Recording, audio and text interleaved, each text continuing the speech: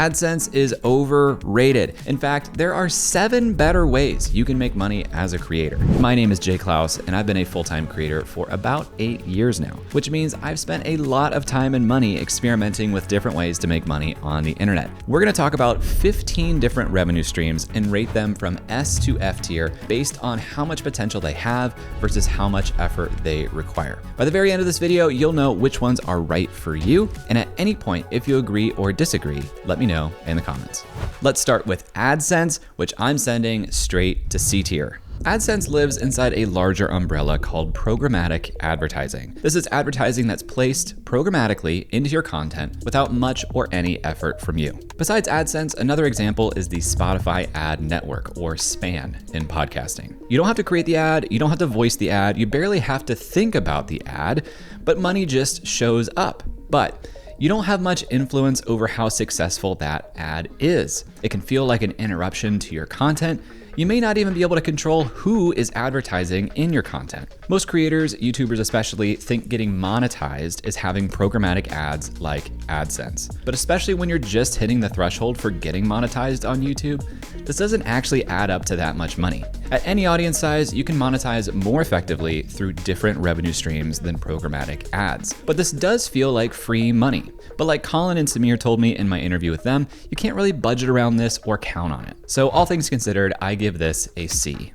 Next up, sponsorship and brand deals, starting with sponsor integrations. Integrations are bits of sponsored content inside your regular content. It's a short ad in your YouTube video, a sponsored slot in your newsletter, or an ad read in your podcast. The nice thing about integrations are they go inside the content you're already making, so it's a nice revenue stream with just a little bit of extra work. But sponsors need to be vetted. They are paying to benefit from the attention and trust that you're working hard to earn, and a bad sponsor integration can burn that trust. This may also hurt performance of the content as a whole if it's done poorly. Now let's talk about dedicated sponsored content. These are net new pieces of content that you're creating simply because the brand paid you to. The good thing is, typically these pay more than integrations. The bad thing is, it takes a lot more effort. You spend a lot more time creating dedicated content because, again, the brand is paying you to do that. And the other major downside that most creators don't think about is that this comes at a huge opportunity cost.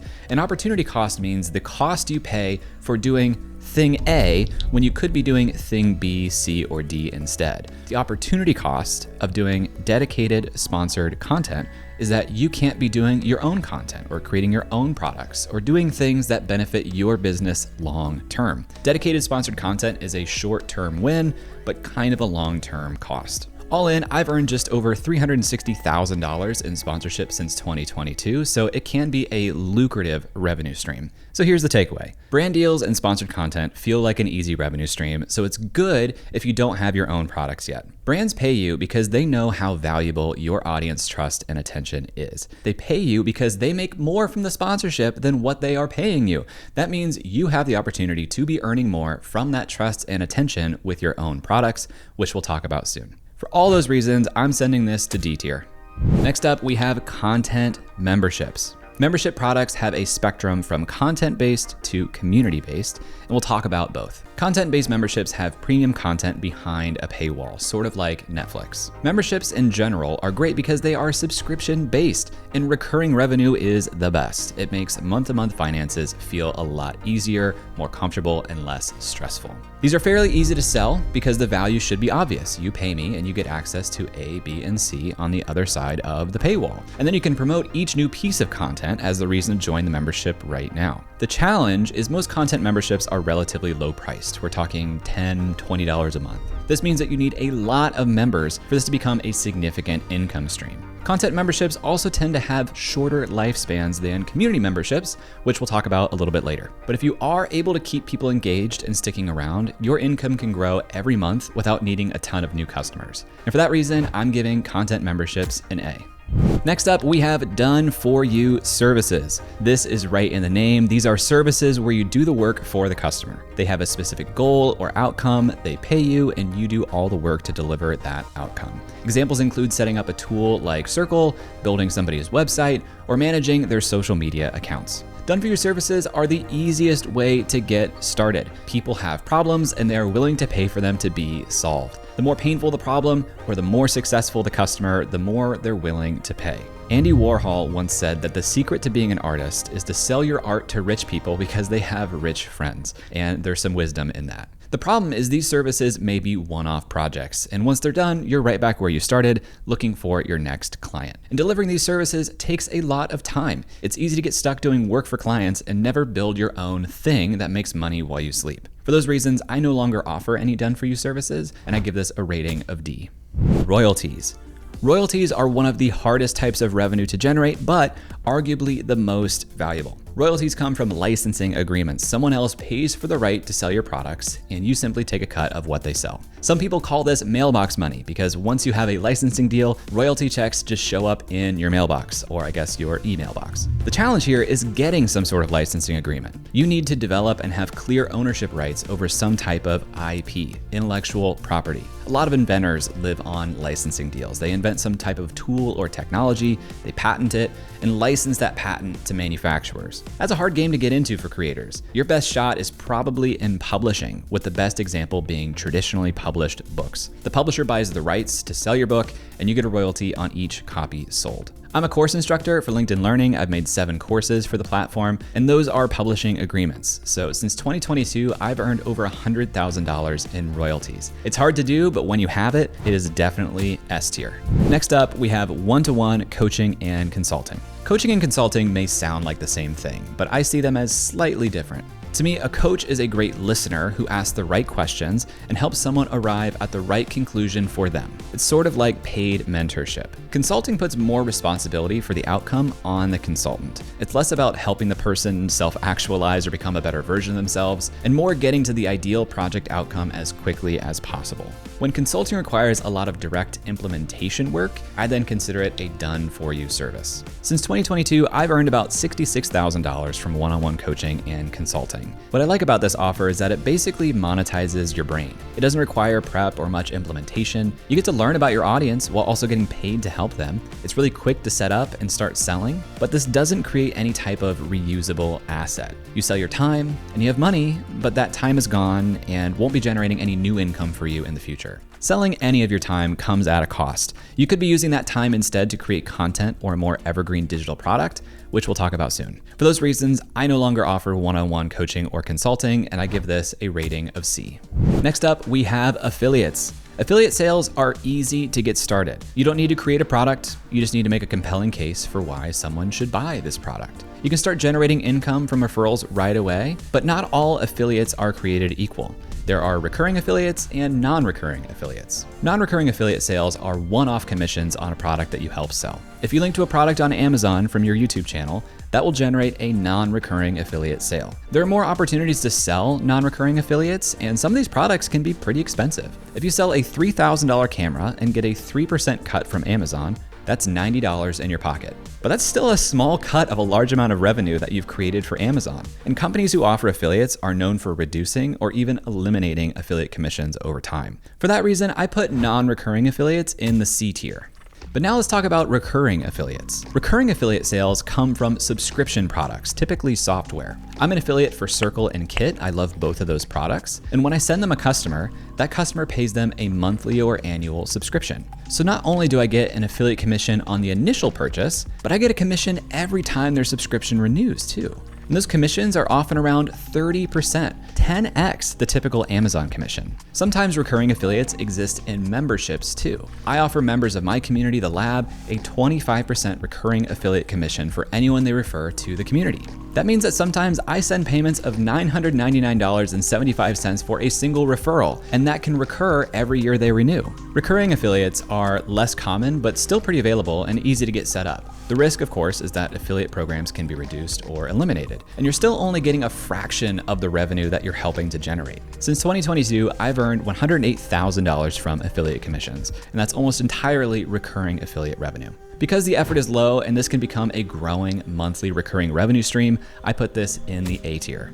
Next up, we have user-generated content. User-generated content is images, videos, or any type of content showcasing a brand's products. But instead of just posting this through your own channels like a typical brand deal, you give these assets to the brand for them to use however they want. On their website, their social accounts, they may run paid ads to it. Brands are constantly looking for this. And you don't need an audience to create content for the brand to post to their own channels. This even does give you some practice and experience creating content. But you're not growing your own audience. It's eating into your time, which takes away from creating your own content or creating your own products. And for that reason, I rate this below typical sponsorship and brand deals and give it an F. Next up, we have group programs. Group programs are similar to one-on-one coaching programs, but instead of spending that time with just one customer, you work with a small group of people at the same time. And really, that group can be as big as you want. The great thing about group programs is you can scale your hourly rate.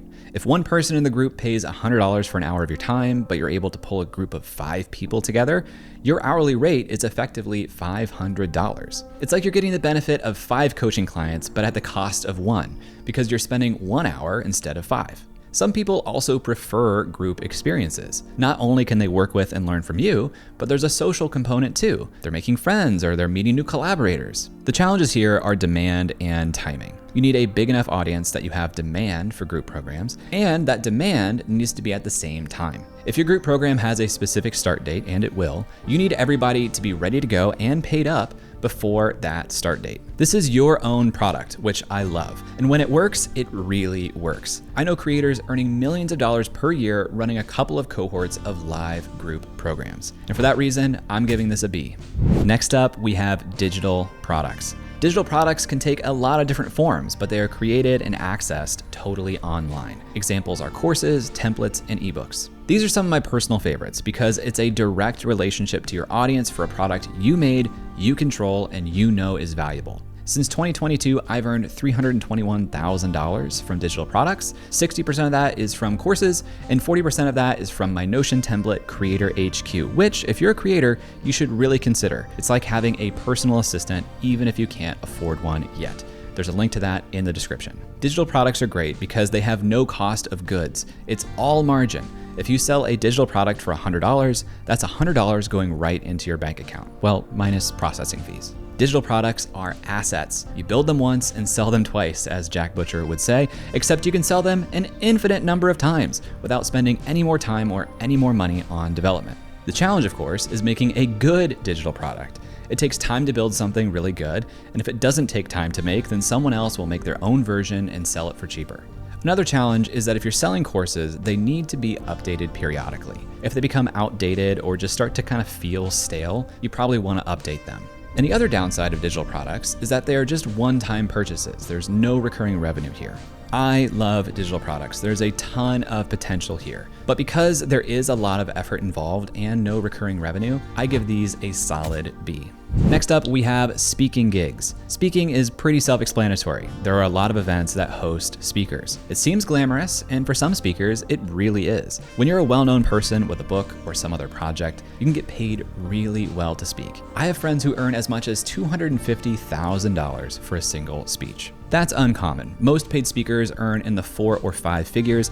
I've personally been paid $10,000 as my highest paid speaking gig, and since 2022, I've only earned about $33,000 in speaking gigs. But here's the catch.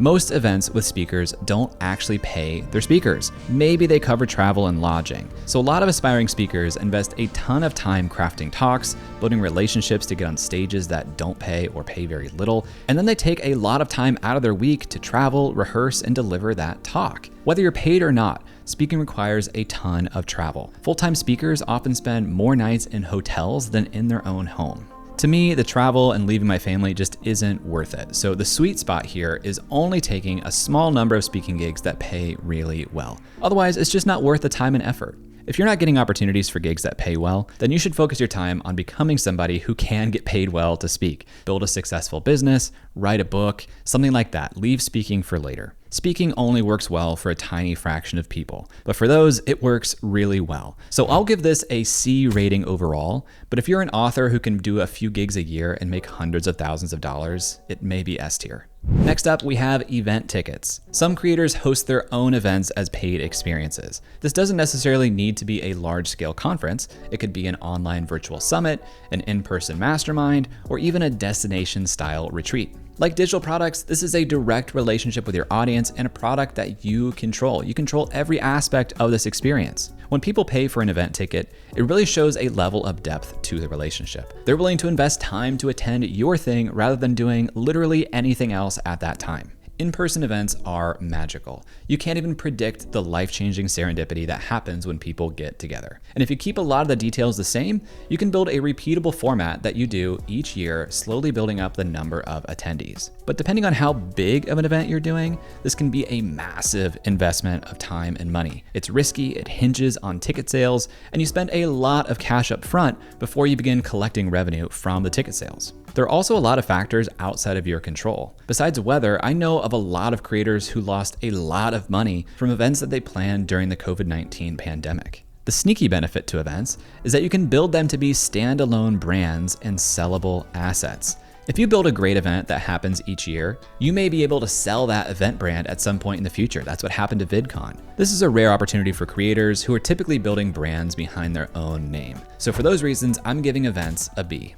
Next up, community memberships. Community memberships may include premium content like content memberships do, but they focus more on creating peer-to-peer experiences. The value in community memberships comes from the interaction between members. This is my personal favorite. Of the $2.2 million my business has made since 2022, $1.2 million has come from my membership community, The Lab. The Lab is my membership for professional creators to experiment and grow together. Everyone in there is taking this content thing really seriously and sharing in real time what's working for them across platforms so that we can all benefit from everyone else's experiments. Community memberships earn recurring revenue, but you have to keep earning that revenue each month. When the value of your membership is in the relationships and interactions you build with other members, some of that is out of your control. You have to create the right environment for people to get value, but a lot of that value comes from the community itself. I can't make people share their experiments. I just have to try and create a culture where people want to do that. Community memberships are a little bit harder to sell too.